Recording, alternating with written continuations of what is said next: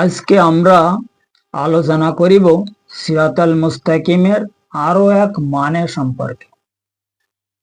এবং সিরাতাল মুস্তাকিমের উক্ত মানে হইল মানব গোষ্ঠীর বায়াত কেন হতে হয়, বায়াত হওয়ার কি দরকার, আর কি কারণে বায়াত হতে হয় সেই ব্যাপারে।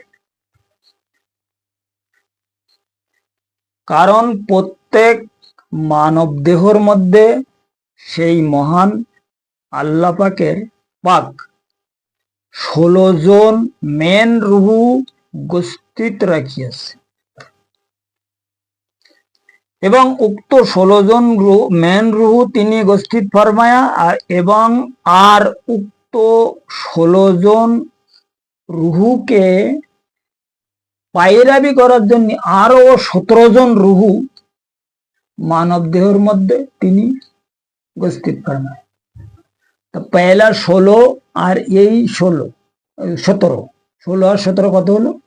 33 জন রুহুকে তিনি মানব দেহের মধ্যে উপস্থিত রাখবে।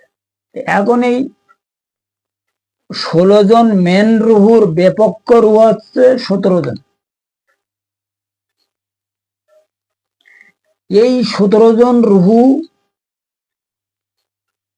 রুহুর কবজা হইতে ওই 16 জনকে উদ্ধার করার জন্য বায়াত অর্থাৎ আহলে বায়াতের দরকার। কারণ আহলে বায়াত ছাড়া এই রুহানি ব্যাপার আর কেউ জানে না।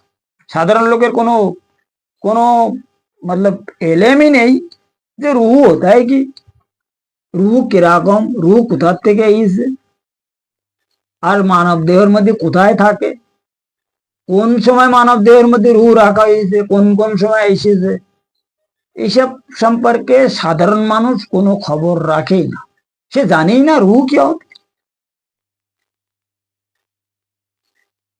কারণ এখানে রুহানিগত বিরাট একটা মার আছে, যেটা হচ্ছে রুহু সৃষ্টির সেকশন আছে দুইটা, একটা হচ্ছে আমরেকুন আর একটা হচ্ছে সাবেকুন।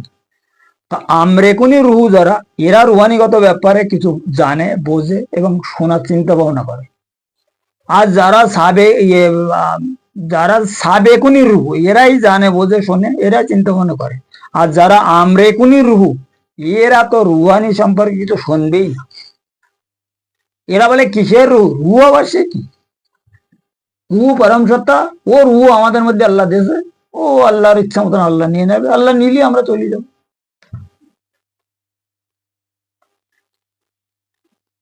এই জন্য আমরেকুন আর সাবেকুনের রুহু সৃষ্টির ব্যাপার সম্পর্কে আমি হয়তো এর আগে কয়েকটা ভিডিও করে রাখেছি। আপনারা যদি পারেন ইন্টারনেটে মানে এটা দেখবেন বা শুনবেন, তো আরো কিছু বুঝতে পারবেন। কথা বুঝতে পারবেন? এখন এই 16 আর 17 জন যে রুহু আমি বললাম মানব দেহের মধ্যে, এর আগের পর্ব মানে সামথিং কিছু কথাবার্তা বলা হয়েছে সম্পর্কে, কিন্তু এত বিস্তারিত ডিক্লেয়ার ভাবে বলা হয়। এই 16-17 জন রুহুর আসলে প্রমাণ কি? এই 16 আর 17 33 জন রুহুর প্রমাণটাই। এখন দেখো, মেন যে 16 জন রুহু, এর তো প্রমাণ আছে আমাদের মধ্যে আছে, আমরা মানি, জানি, শুনি। কিন্তু বাকি যে 17 জন, এই রুহু আমাদের মধ্যে রয়েছে। এ কাম, ক্রোধ, লোভ, হিংসা, মদ, মোহ, ইয়ে নফসানি রুহুর মধ্যে যারা আসে, এই শঙ্কুনি, হস্তিনী, চিন্তনী, ও তা, এসব কি, এইসব এক এক জায়গায় এক এক স্তরে এক একটা রুহু রাখা রয়েছে। এইসব রুহু হচ্ছে এই 16 জন রুহুর বিপক্ষের রুহু। কথা বোঝা গেছে? এখন এই 16-17 যা খারাপ আর ভালো, এ তো সব আল্লাহর। তো এদেরকে খোরাকের দরকার আছে, এরা খোরাক ছাড়া মানব দেহের মধ্যে বাঁচে না। তাই এই শরীয়তের মধ্যে আমরা যে নামাজ পড়ি, হুজুরে পাক সাল্লাল্লাহু সাল্লাম বলি যে প্রতি নামাজের পর তোমরা 33 বার আল্লাহু, 33 বার সুবহানাল্লাহ, 33 বার আলহামদুলিল্লাহ ইত্যাদি ইত্যাদি জিকির করার জন্য। কি জন্য বলি? এই জিকিরে কিছু সেপাতি নূর পয়দা হয়, যে নূর দ্বারা এই রুহুগুণের কিছু উপকার হয়। অন্তত রুহুগুণ কমসে কম ভিতরে বেঁচে থাকতে পারে। তাই উনি তো রহমাতুল লিল আলামিন। আপনি আমি তো শুধু আমাদের ব্যাপার, আমাদের নাজাত সম্পর্কে, মুক্তি সম্পর্কে চিন্তা করি, কিন্তু ওনার তো পুরা জাহান নিয়ে চিন্তা। দুনো আলম কি সরকার, কি সংসার তো সব তার। কারণ এই কথা তো আল্লাহ পরিষ্কার বলে দেন না, লাউলা কালামা খালাকতুল আফলাক, আমি আপনার কারণে এই সংসার সৃষ্টি করেছি। আমি তো গোপন ভান্ডার হিসাবে চুপাও ছিলাম, গোপন ছিলাম, আমার তো প্রকাশ হওয়ার কোনো দরকারই ছিল না। স্পিরিচুয়াল হাইবারনেশনের মাধ্যমে আমি জার্মিনেশন দ্বারা প্রকাশ হয়েছি, শুধুমাত্র আপনার কারণে। এখন স্পিরিচুয়াল হাইবারনেশন আর জার্মিনেশন কার বলে, এ ভালো করে জানতে গেলে বড় বড় শিক্ষিত ব্যক্তি দরকার আছে, পড়ালেখা, বড় বড় সায়েন্টিস্ট, এদেরকে দরকার আছে। এই হাইবারনেশন আর জার্মিনেশনের আসলে হিস্টোরি কি? আমি তো মূর্খ সূর্খ মানুষ, আমরা তো সব বুঝে দিইনি। যা শিখেছি উপরের থেকে, ওই তাই আপনাদের বলতেছি। এখন এই হাইবারনেশন আর জার্মিনেশন সম্পর্কে একদিন বিস্তারিত আলোচনা করা হয়। হাইবারনেশন কাকে বলে এবং জার্মিনেশন কাকে বলে। আর স্পিরিচুয়ালের মেন বস্তু হচ্ছে এই হাইবারনেশন আর জার্মিনেশন। এখন এই যে 16 জন রুহুর বিপক্ষে যে 17 জন রুহু রয়েছে, এই 17 জন রুহুর কবজার থেকে এই 16 জন রুহুকে উদ্ধার করার জন্য একজন ব্যক্তিকে বায়াত হতে হয়। কার কাছে? আহলে বায়াতের কাছে। তাই হুজুর আকরাম সালাতুসাল্লাম ফরমায়া, মান সালাকা তরিকি ফাহুয়া আওলাদি। মান সালাকা তরিকি মানে আমার আহলে বায়াতের সালা, মানে সালা, সালা সালা মানে উপদেশ। উনি যে কথা বলিতেছে, উনি যা হুকুম করিতেছে, উনাকে অনুসরণ করো, হুকুমের আনুগত্য করো। এই হাদিসের লাস্টে কি বলিছে? ফা হুয়া আওলাদি, অর্থাৎ যারা পরিষ্কার পক্ষে নূরে মোহাম্মদী হাসিল করিতে সক্ষম হয়েছে, তারা হচ্ছে ওনার রুহানি আওলাদ। তৈয়ব, তাহের, ইব্রাহিম, কাশেম ওনার জিসমানি আওলাদ ছিল, ওনারা রুহানি আওলাদ না। আর পুরা দুনিয়ার মধ্যে রুহানি আওলাদ ওনার ভরা রয়েছে। কথা বোঝা গেছে? এই আলোচনার চ্যাপ্টার যেটা আলোচনার যে সাবজেক্ট, আমি তো খুলতে চাই, কারণ লং ডিস্টান্স, লং ডিসকাস जब मैंने করতে যাওয়া নেই, তখন তো আমার ভয় লাগে, তো সব কথা বলা যাবে না।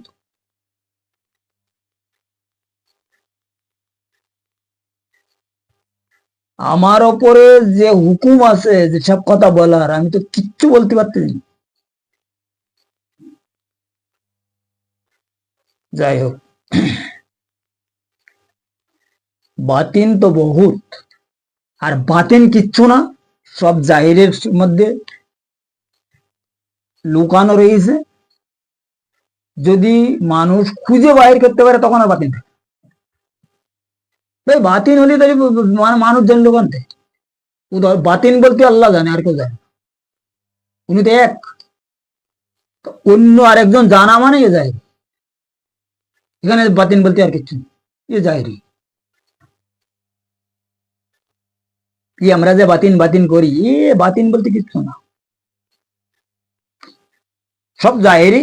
কিন্তু আমরা বুঝি নে, আমরা জানি নে, আমাদের জ্ঞান নেই, আমাদের এলেম নেই, তাই আমাদের জন্য হয়েছে বাতিন।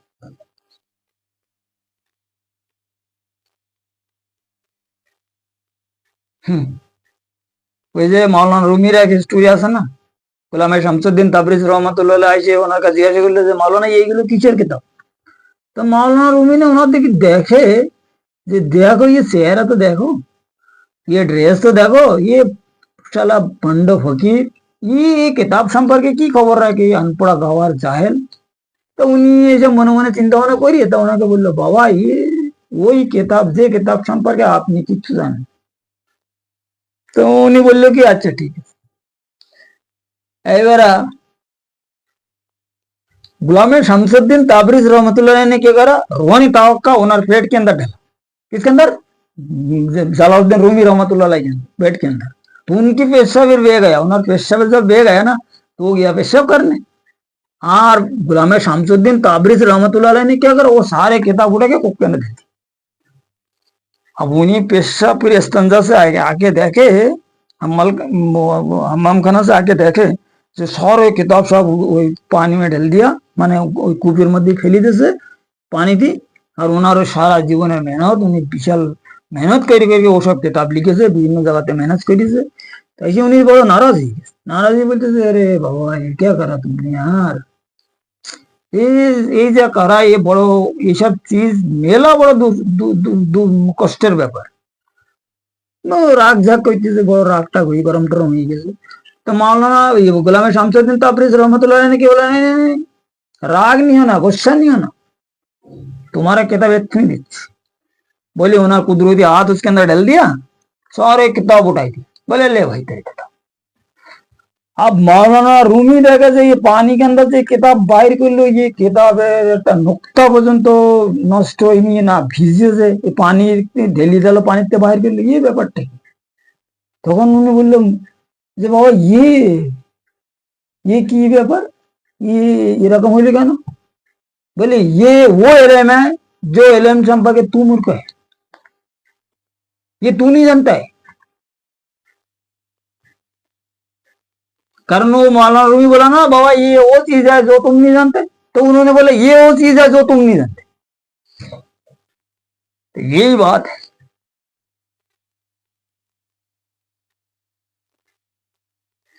ये যারা অরিজিনাল মাল, এরা কোনো সময় কারো ধরা আসে না। ये गुलाम शमसुद्दीन ताबरीज কি করতে জানো, বিভিন্ন রকম দাওয়া খেলতো, পাশা খেলতো, ইয়ে খেলতো, তা খেলতো, বিভিন্ন কাজ করে বেরোতো যাতে মানুষ ওনাকে চিনতে না পারে।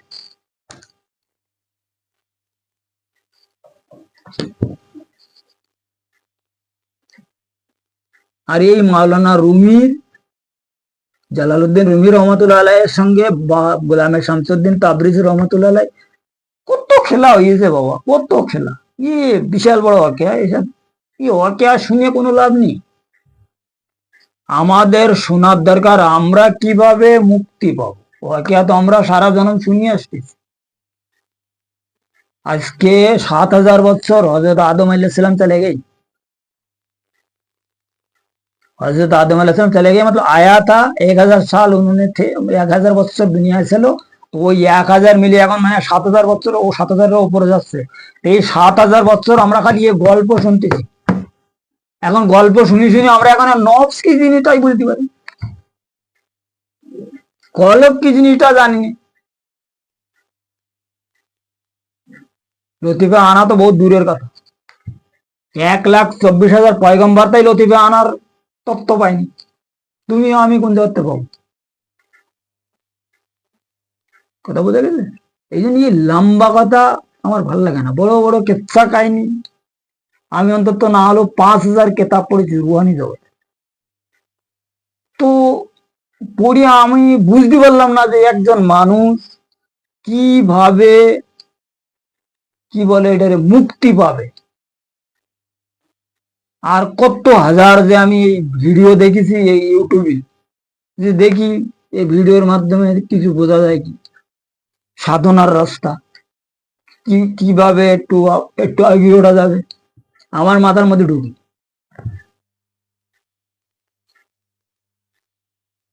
এই জন্য লাইভে আলোচনা শুনি, খুব বেশি কিছু হবে না যদি আপনারা একটু বোঝার চেষ্টা করেন। তো থিওরিক্যাল, আমি যে জবান দিয়ে বলতেছি আপনারা কান দিয়ে শুনতেছেন, থিওরিক্যাল কথা বলে গেল।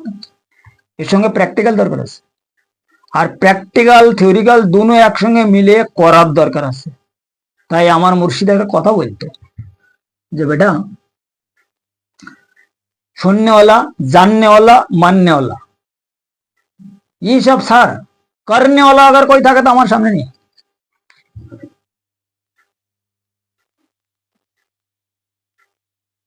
করার দরকার আছে, যদি করা যায় তখন কিন্তু কিছু কাজ হবে। শুনে লাভ নেই, জানিয়ে লাভ নেই, বলেও লাভ নেই, এই সব বেকার। করতে যদি করা যায় তাহলে এসব কথাবার্তার লাভ আছে, যে এইটার পরে এইটা হবে আর ওইটার পরে এইটা, এগুলো শুনে লাভ আছে। আর যদি আমরা না করতে পারি তাহলে শুনে কোনো লাভ।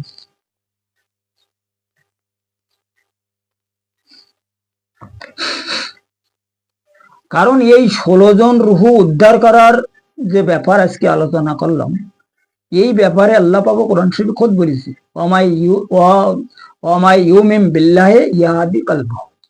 অর্থাৎ উনি কোরআন শরীফে ফরমায়া প্রত্যেক মানব গোষ্ঠীকে যে যারা আমার সঠিক জাতের ওসিলায়, সঠিক জাতের ওসিলায়, সঠিক জাত কারা? এই যারা ওনারা আহলে বাইত, সঠিক জাতের ওসিলায় আমার দিনকে গ্রহণ করিয়া আমার প্রতি হক্ক লেখিনে ইমান স্থাপন করিয়াছে, আমি তাহাদের দিল কিংবা কলবকে খোদ পরিচালনা করি, তখন তারা সোজা রাস্তা পায়, অর্থাৎ সিরাতাল মুস্তাকিমের রাস্তা পায়। কথা বোঝা গেছে? সোজা রাস্তা বলতে কি? সিরাতাল মুস্তাকিমের রাস্তা। উনি কি বলে, ইয়া কানা বুধু ইয়া কানাস্তাইন, যদি তোমরা আমার ইবাদত করিতে চাও তা আমার অনুগ্রহ তালাশ করো। তো অনুগ্রহ তালাশ করতে গেলে সিরাতাল মুস্তাকিমের দরকার। আর সিরাতাল মুস্তাকিমের মধ্যে ঢোকার পরে তখনই ওনার অনুগ্রহ আসবে। আর ওনার অনুগ্রহ কি? নূর মুবারক। ওনার যে অনুগ্রহ, ওনার নূর মুবারক, ওই সূরা নূরের মধ্যে পরিষ্কার বলে দেবে না, যে আমি যাকে হেদায়েত করার ইচ্ছা করি আমার নূর দ্বারা হেদায়েত করি, কিতাবের মাধ্যমে নেই। এখানে কেতাবি এলেমের কোনো মূল্য নেই। অরিজিনাল হেদায়েতের যে মূল বস্তু, যে মূল চ্যাপ্টার, ওখানে কেতাবি এলেমের কোনো মূল্য। তাই উনি কোরআন শরীফে এক মোকামে বলিছে যে প্রত্যেক ব্যক্তির জন্য দুইটা রাস্তা, একটা সাধারণ রাস্তা, একটা অসাধারণ রাস্তা, একটা এলমে ফিকা আর একটা হচ্ছে এলমে তাসাউফ। এটা তরিকাত আর এটা হচ্ছে শরিয়ত। শরিয়ত হচ্ছে সাধারণ জ্ঞান, সাধারণ এলেম। তরিকাত হচ্ছে অসাধারণ জ্ঞান, অসাধারণ এলেম। তরিকার মধ্যে তখনই যাওয়া যাবে যখন সিরাতাল মুস্তাকিমের রাস্তা পাওয়া যাবে। আর সিরাতাল মুস্তাকিমের রাস্তা তখন পাবে যখন কলবি জিকির চালু হবে, কলব জারি হবে। এর আগে সিরাতাল মুস্তাকিম, তরিকা এসব গল্প করে কোনো লাভ নেই বাবা। কারণ এই গল্প আমিও একসময় খুব করেছি। পরে আমি দেখলাম আমার এই যে মতলব 18-20 বছরের যে মেহনত, সব পট্ট নাতি। 18-20 বছর গেছে খালি তরিকার মধ্যে ঢুকতে।